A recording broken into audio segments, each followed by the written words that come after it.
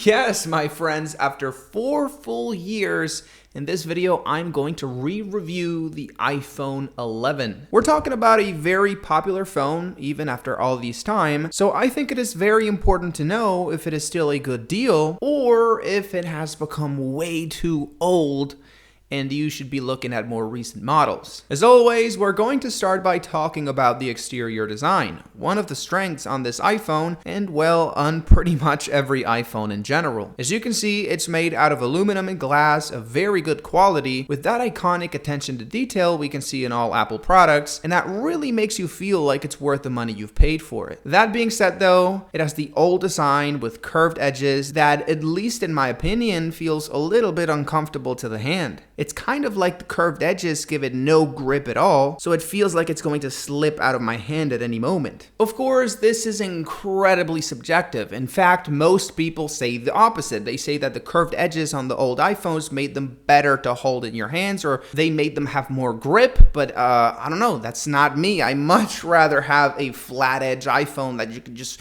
hold and it just sticks to your hand. I don't know. If you've never tried a flat edge iPhone and a curved edge iPhone, I suggest you go to the store and try both to see which one feels more, I don't know, right. But hey, let's move on to the performance section to talk about the processor more specifically, which in this case is the A13 Bionic chip, a processor that, even though has been surpassed by the A14, the A15, the A16, and the A17, still remains a very good and reliable processor that topples most alternatives in the mid-range market. So of course, the speed and fluidity that you're going to feel when using it are more than enough. There's no game that can't be played, there's no application that doesn't open instantaneously, and unless you compare it to the latest iPhone, the 15 Pro, you're not going to notice a major difference in performance as opposed to the older models. The only problem that it has, even though it is as fast as the Android alternatives from the same year, is that it feels a little bit slower because it only has a 60 Hz display. So when navigating the system and using your daily apps, it's not going to feel as smooth as, for example, a Galaxy S20, which is a shame because it actually has more power than the Galaxy S20. Oh, and by the way, well, this has nothing to do with the processor, but it is very important for you to know,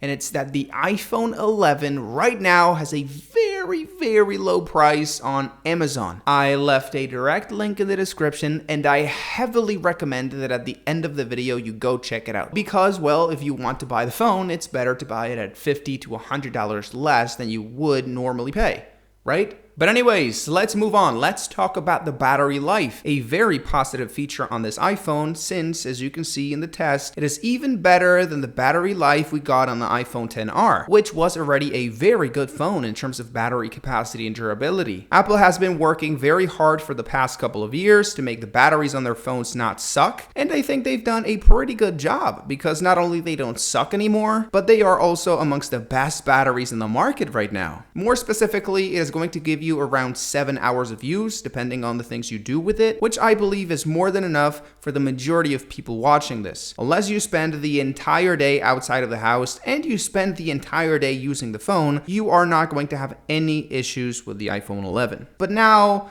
let's switch things up a little bit. Let's talk about the display, the most disappointing component on this phone. Yes, my friends, it has the same panel we found on the iPhone XR. That was known for being very well below the average in the same price range, comparing it to other Android phones. This is definitely the phone's weakest point. The display is just less than you would expect from a phone with this price, at least when it came out back in 2019. There's a lot of people who say they don't notice the difference between this and a more expensive iPhone. There's even a test on the internet where they compare the iPhone XR to a phone with a much better display, and people can't seem to notice the difference. They can't tell them apart. So if you're an average consumer, if you're not a geek like me, you're probably going to be more than fine with the display on the iPhone 11. But if you're a techie, a geek, then you're not going to be more than enough, and you should probably go for the iPhone 12. The only thing that's really annoying, and I believe anybody could notice, is that the iPhone 11 only has 60 Hz, as I said earlier. As opposed to pretty much every other phone from the competition, it has a basic refresh rate display that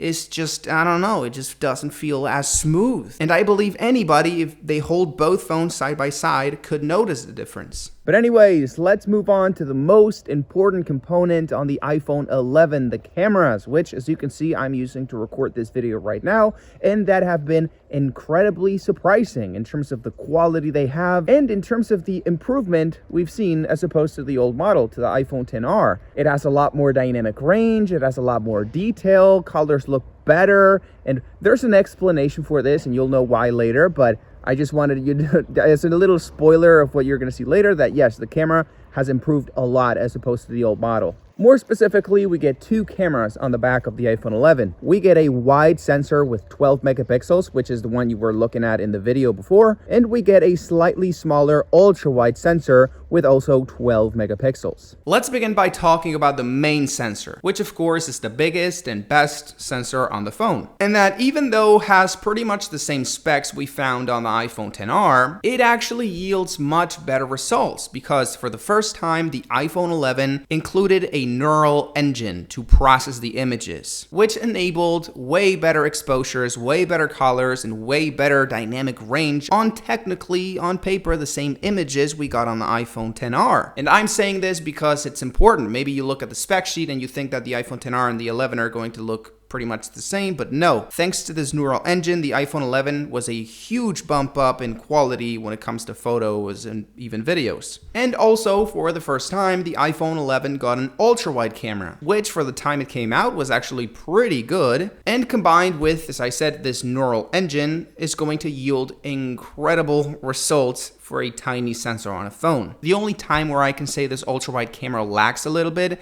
is at night, because since it doesn't have a lot of information to give this neural engine, because there's very low light, results are going to look, I don't know, not as good as they would if they were taking it with a little bit more light. But in every other way, you're going to be fine, more than fine. This ultra-wide camera on this phone is actually, I think it's the same as the one on the iPhone 12 and 13 and 14, so yeah, it's a pretty good camera. By the way, I think it's important to remind you that the ultra-wide camera and the main camera are not the same. A lot of people seem to think that the only difference between these two cameras is the focal length, but no, they're very different cameras with different optics, different sensors, different sizes. So yeah, the quality of each camera is going to be very different. And of course, I could not forget about the selfie camera, which has also received a very big improvement as opposed to the old model. Now we get a bigger sensor with, therefore, a little bit more background blur. We get a lot more dynamic range. Colors look better too, partially because of the new neural engine that processes video and images, but also partially because it has a bigger sensor and better optics. In fact, this is the same selfie camera we can see on the iPhone 12, on the iPhone 13, on the 14, and I think also on the 15. So yeah, it's pretty up to date with the more recent models, and it's going to give you a very good experience when it comes to the quality and everything. So, conclusion, is it worth it to buy the iPhone 11 in 2024? Well, I believe so, yes. The package is amazing. Very good materials, very good processor, very good cameras for a pretty absurd price. I mean, you can check the link, as I said, that I left in the description, but it makes no sense. How can it be so cheap? I know it's been 4 years, but I mean, it's absurd. So yeah, if you're looking to buy a relatively cheap phone, this is an amazing deal. You're getting a premium product for like pretty much an entry-level phone price. So yeah, summarizing, it is a very good deal. Remember to click the link that I left in the description with an amazing price. And I see you all in the next video.